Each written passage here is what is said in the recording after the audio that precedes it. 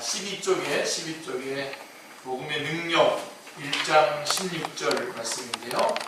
내가 복음을 부끄러워하지 아니하노니 이 복음은 모든 믿는 자에게 구원을 주시는 하나님의 능력이 되리라. 먼저는 유대인에게로 그리고 헬라인에게로다 라고 이렇게 말씀하고 있습니다.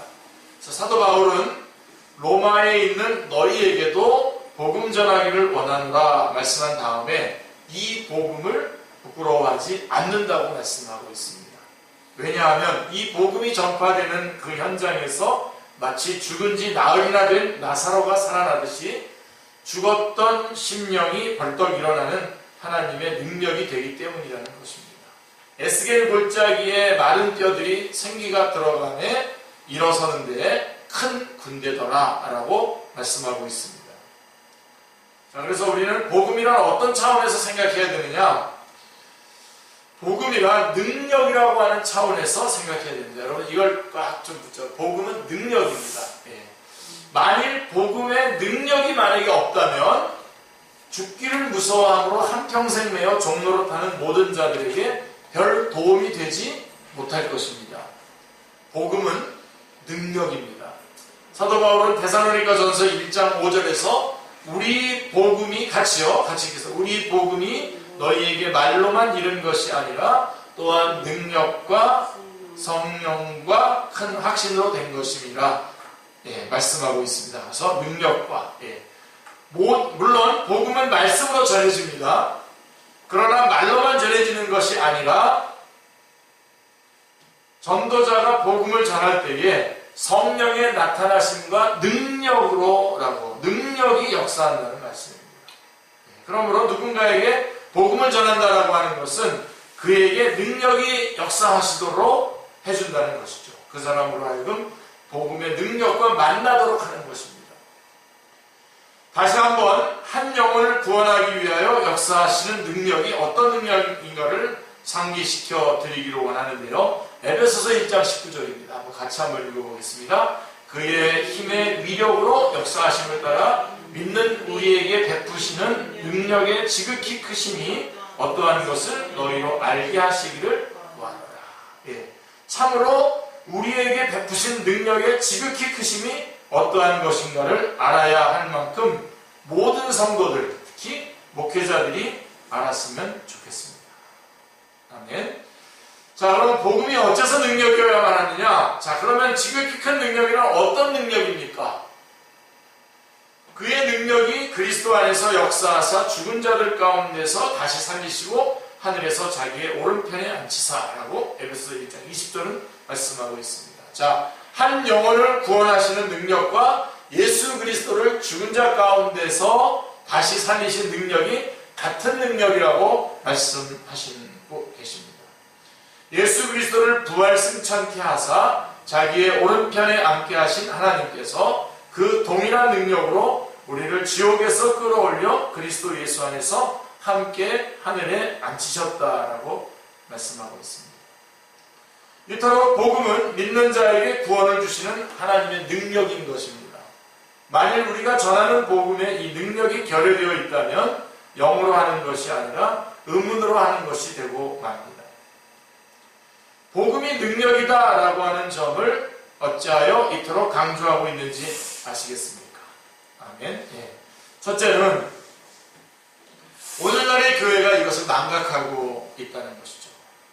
오늘날의 교회가 이것을 망각하고 복음의 능력이라는 것을 망각하고 철학과 같은 세상의 초등학문으로 교회를 하려고 하는 경향이 있기 때문입니다. 그 다음에 두 번째로는 그 결과 복음이 능력이라고 하는 것으로 여기지 않고 철학과 같은 세상 초등학문으로 하려는 그 결과 오늘날의 교회 내에는 복음을 듣지도 못하고 알지도 못하는 그리하여 중생하지 못한 사람들이 많이 있고 그것도 중요한 직분들을 맡고 있는 것이 아닌가 하는 우려 때문입니다. 예수님도 모르면서 많은 중직들을 맡아가지고 있는 거죠. 고린도후서 3장 6절을 보십시오.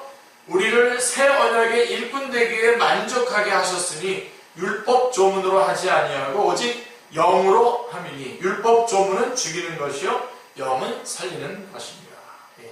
많은 설교자들이 복음서를 설교하기만 하면 복음을 전하는 줄로 착각을 하고 있습니다. 그래서 자신은 하나님 중심, 말씀 중심, 복음 중심이라고 말합니다. 마태복음 28장까지 있습니다. 마태복음은. 그러면 복음이 28개가 들어있다는 말입니까? 아니죠. 하나님의 아들 예수 그리스도께서 이 땅에 오셔서 우리 죄를 위하여 죽으시고 다시 살아나셨다라고 하는 오직 하나님의 복음만이, 하나의 복음만이 있을 뿐입니다. 설교하고자 하는 본문이 복음의 전체 선상에서 어떤 지점에 놓여 있는가를 파악해야만 합니다. 그렇지 않고 이를 점으로 취급한다면, 이렇게 라인으로 보지 않고 점으로 취급한다면 자신은 복음을 전한 줄로 알고 있지만 복음이 아닌 것입니다. 문제는 말로만 너희에게 이른 것이 아니라 능력과 성령과 큰 확신으로 하느냐 아니냐에 있는 것입니다. 그러므로 설교자에게 그리워하고 사모하고 의지해야 될 이보다 더한 것이란 없습니다. 복음이 능력이라고 하는 것, 가장 귀중한 것이죠. 그렇기 때문에 여러분 담대하게 서서 여러분들에게 이렇게 말씀을 전할 수 있는 거죠. 제가 무슨 뭐가 괜찮다고 지금 여기 서서 이렇게 전할 수 있겠어요? 제가 전하는 하나님의 말씀, 이 복음이 능력이기 때문에 가능한 거죠. 오늘 아침에도 우리 한 분 신앙생활한 지 얼마 안 되지 않습니까? 우리 형제님. 근데도 확신 있게 확고하게 말씀을 전할 수 있었고 아멘으로 받아들일 수 있고 그렇게 화답할 수 있는 것이 바로 뭐냐면 복음이 능력이기 때문에 그렇습니다. 자, 복음 가지고는 믿는 자를 구원하시는 하나님의 능력이라 한 복음을 전하여도 도무지 반응이 없고 성령님께서 역사하시지 않는 것 같을 때가 있습니다. 그래서 선을 행하다가 피곤하고 낙심되어 주저앉을 때가 있는 것입니다. 복음 가지고는 안 되겠다. 복 받으라고 해야겠다. 병고침 받으라고 하면 오겠지. 그래서 복음을 옆으로 밀어놓게 되는 것입니다. 그러나 성경은 대답합니다. 때가 이름에 거두리라. 저는 우리 축제교회도 분명히 거두리라고 믿습니다. 할렐루야. 그냥 어쨌든 복음 전하는 거 아닙니까, 여러분? 근데 여러분들이 이제 궤도에 올라오신 것 같아요. 전에는 저거 똑같은 얘기 하나 지루하게 설교했는데 아니 요즘에 보니까 여러분들이 지루하게 여기지 않고 맞아. 저거 또 맞아. 또 하긴 해야 돼. 또 맞아. 그래, 저기서부터야. 이렇게 하는 것 같아요. 제가 얼굴 표정을 보니까. 네. 제대로 지금 가고 있는 것 같습니다. 할렐루야. 네. 자, 그것은 복음이 능력이 없어서 그러한 것이 아닙니다. 복음을 대항하여 싸우는 흑암의 권세가 있다는 사실을 잊어서는 안 됩니다. 고린도후서 4장 4절을 보면 이 세상의 신이 믿지 아니하는 자들의 마음을 혼미하게 하여 그리스도의 영광의 복음의 광채가 비치지 못하게 한다고 말씀합니다. 에베소서 6장 12절에 우리의 씨름은 혈과 육을 상대하는 것이 아니요 통치자들과 권세들과 이 어둠의 세상 주관자들과 하늘에 있는 악의 영들을 상대하는 것입니다. 실로 한 영혼을 사탄의 권세하에서 구원해내는 구출 작전은 여리고성을 함락시키는 것보다 더 어려운 싸움인 것입니다. 실제로 인간의 내면에는 여리고성보다도 견고한 사탄의 성벽이 있으며 그것은 굳게 닫혀져 있는 것이죠. 그래서 고린도후서 10장 4절에 보면 우리의 싸우는 무기는 육신에 속한 것이 아니요 오직 어떠한 견고한 진도 무너뜨리는 하나님의 능력이라. 아멘. 꼭 붙잡으십시오. 우리가 가지고 있는 복음 그리고 우리의 무기는 어떠한 견고한 진도, 사탄의 그 어떠한 견고한 진도 무너뜨리는 하나님의 능력이라. 그러니까 혹시 여러분들이 우리 엄마는 안 돼, 우리 누구는 안 돼 그러면서 여러분들이 포기한 사람들이 혹시 있습니까? 아닙니다. 바로 이 복음이 능력이고 그 어떠한 견고한 진도 무너뜨릴 수 있는 하나님의 능력이라고 하는 사실을 절대로 놓치지 마시기 바랍니다. 아멘. 이 성을 무너뜨리는 데는 사람의 힘으로는 불가능합니다. 복음의 능력만이 가능케 한다는 것을 인정해야 됩니다. 그래서 하나님 앞에 항상 아닌 것 같고 절대로 아무 일도 안 일어날 것 같은데도 여러분들이 계속 두드릴 때에 복음의 능력으로 놀라운 생명의 역사가 일어날 줄로 믿습니다. 여러분 안에서 그런 역사가 있길 바랍니다. 우리 차윤석 집사님 아버님도 굉장히 경우가 굉장히 셌죠, 그죠? 예.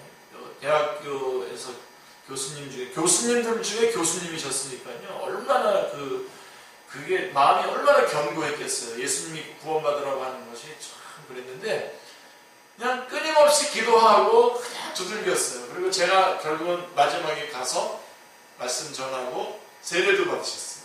세례도 받으시고 이제 몸이 연약하셔서 얼마 후에 하나님 나라로 갔습니다. 하나님 나라로 가셨는데 우리가 생각할 때 안 돼. 아마 우리 유석 집사님도 우리 아버지는 안 될 것 같아 그렇게 생각했던 것 같아요.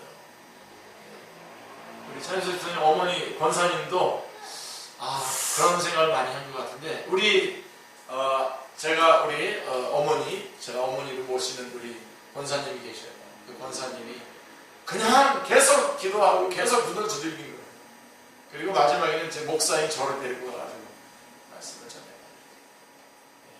여러분들 다 소망을 가지십니다. 어떠한 견고한 진도, 뭐 이슬람이 좀 저렇게 막 난리를 치고 이렇게 또 우리 북한 땅이 이렇게 막 견고한 것 같이 보이지만요, 이 어떠한 견고한 진도 무너뜨리는 하나님의 능력으로 결국은요 복음으로 통일도 될 겁니다. 다른 무슨 인간적인 방법을 결국은 핵으로 되는 게 핵보다 더 센 힘이 바로 이 복음입니다.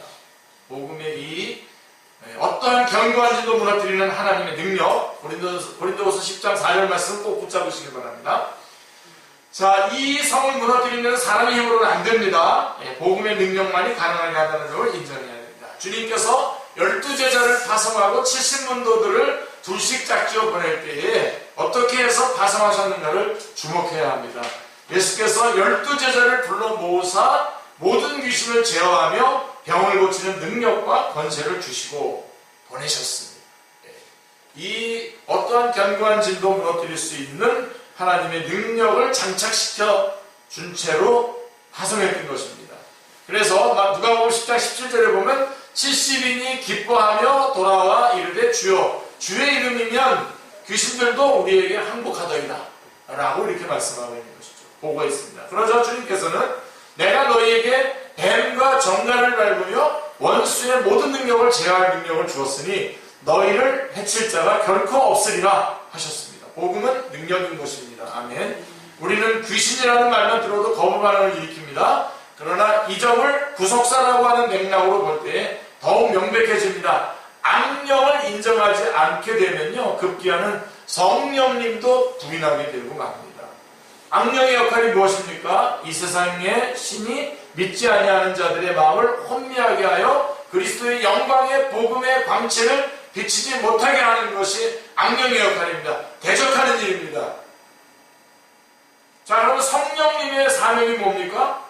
자, 요한복음 15장 21절 아버지께로부터 나오시는 진리의 성령님이 오실 때에 그가 나를 증언하실 것이요 라고 하신 복음을 증거하러 오신 것입니다. 그러니까 악한 영이 그리스도의 영광의 복음의 광채가 비치지 못하게 하는 일을 하고 있다고 한다면 성령님은 우리 안에 역사하셔서 복음으로 역사하셔서 예수 그리스도를 증언하시는 것이죠. 주님은 십자가상에서 다 이뤘다 그랬습니다. 요한복음 19장 30절에서 그때에 1500년 동안이나 가로막혀 있던 성전 휘장이 찢어졌습니다. 하나님 앞으로 나아가는 길이 열린 것입니다. 그런데 이 영광스러운 사실을 누가 합니까? 우리 인간의 지혜로 알 수 있습니까? 그래서 주님의 최후 분부는 예루살렘을 떠나지 말고 하나님이 약속하신 성령님을 기다리라는 것입니다. 그런 후에 성령님께서 오셔서 주님은 그렇게 말씀하시고 주님은 승천하시고 성령님은 강림하셨습니다. 임무교대가 이루어진 것입니다. 성령님의 사명은 주님께서 이루어 놓으신 구속사업을 증거하러 오신 것입니다. 그러므로 성령으로 아니하고는 누구든지 예수를 주시라 할 수 없느니라. 고린도서 12장 3절인데 아주 중요한 구절입니다. 성령으로 아니하고는 누구든지 예수를 주시라 할 수 없느니라 라고 말씀하신 겁니다. 그런데도 성령님의 나타남과 능력을 의지하지 않고 죽은 영혼을 살릴 수 있겠습니까? 성령님을 의지해야죠. 요한계시록 16장 13절 14절 말씀에서는 또 내가 보니 개구리 같은 새 더러운 영이 용의 입과 짐승의 입과 거짓 선지자의 입에서 나오니 그들은 귀신의 영이라고 말씀하고 있습니다. 입에서 나온다라고 하는 점을 유념하시기를 바랍니다. 영적 전쟁은 입에서 나오는 말의 전쟁이요, 말과 함께 역사하는 영의 전쟁이라는 점을 명심해야 됩니다. 진리 대결입니다. 영적 전쟁은 진리 대결입니다. 아멘. 그러므로 십자가 군병들에게는 악의 세력과 싸울 영적 무장이 절실합니다. 말씀으로 무장해야 됩니다. 그래서 에베소 6장 11절에 마귀의 간계를 능히 대적하기 위하여 하나님의 전신갑주를 입으라고 하십니다. 이 점을 우리는 얼마나 등한히 여기며 모르고 있습니까? 성령을 소멸치 말라고 하십니다. 성령님은 복음 증거 사역에 사람을 의의 병기로 사용하십니다. 사도행전 2장에 보면 오순절에 강림하신 성령님께서는 베드로의 입을 통해서 그리스도의 부활을 증거케 하심을 봅니다. 오늘날도 그리스도인들을 도구로 삼아 전도하게 하십니다. 우리를 의의 병기로 삼아 마귀의 괴계를 대적하게 하십니다. 복음이 하나님의 능력이기 때문에 그렇습니다. 그리스도인들이 하고 있는 모든 영역, 모든 사역은 모두가 성령님의 사역임을 인정해야만 합니다. 사람의 일이 아니고 사람이 할 수 있는 일도 아닙니다. 여러분, 예배도 성령님, 즉 영으로 예배해야만 합니다. 기도도 항상 성령 안에서 해야만 합니다. 아멘. 전도도 말할 것도 없고 봉사도 성령으로 봉사하라고 말씀하고 있는 것입니다. 성령님께서 우리 안에 역사하셔서 복음이 능력이도록 역사하시기 때문에 그렇습니다. 성령님을 제외시키고 우리가 할 수 있는 일은 아무것도 없습니다. 그런데 오늘날의 교회의 실정은 어떠합니까? 어떤 분은 지금 교회 안에서 행해지고 있는 일들 가운데에 성령님의 개입이 없어도 90%는 아무 지장도 없이 계속되리라고 말씀하고 있는 것입니다. 성령님을 의지하지 않는 교회에 대해서 경고하고 있는 것이죠. 성령님으로 하지 않고는 예배도 진행이 될 것이고, 성령님으로 하지 않고도 설교도 행해지며, 성령님으로 하지 않고도 봉사도 할 것이고, 기도도 드려지고, 성령님의 역사하심이 없이도 전도도 행하리라는 말입니다. 이 얼마나 각오할 만한 이야기입니까? 놀라운 이야기죠. 자, 계속해서 그럼 육체의 일입니까? 성령의 일입니까? 자, 갈라디아서 5장에서는 육체의 일과 성령님의 열매를 구별하여 말씀하고 있습니다. 육체로 하는 일에도 어떤 성과는 있어요. 육체로 하는 일에도 어떤 성과는 있다는 것입니다. 그러나 그것은 하나님께서 인정함을 얻을 수 없는 육체의 일일 뿐이라는 것입니다. 하나님께 연락되어지는 것은 성령님의 열매뿐이라는 말씀입니다. 분주하게 하던 일들을 멈추고 성령님이 하십시오라고 성령님께 맡겨드리지 않으시겠습니까? 아멘. 예, 성령님께 맡겨드리시기 바랍니다. 분주하게 여러분들이 막 지금 나름대로 욕심을 내고 막 진행하는 것들이 있었다면 좀 멈추시고 성령님께 다 맡겨드리시기 바랍니다. 자, 능력이라고 하는 말은 두나미스, 즉 다이너마이트라고 하는 뜻인데요. 복음을 선포하면 다이너마이트가 폭발하듯이 하여 사탄이 점령하고 있던 견고한 성벽들이 무너져 내린다는 것입니다. 아멘. 복음에는 이런 능력이 있습니다. 세상에서 가장 위력 있는 무기는 핵폭탄일 것입니다. 그것은 무서운 파괴력을 가지고 있습니다. 파괴하는 힘보다 건설하려고 하면 더 큰 능력이 필요합니다. 죽이는 힘보다 살리는 힘이 더 큽니다.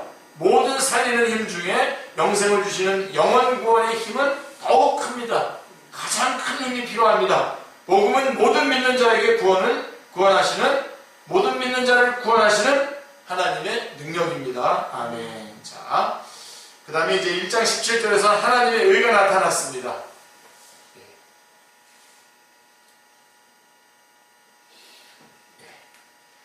거기까지만 할게요.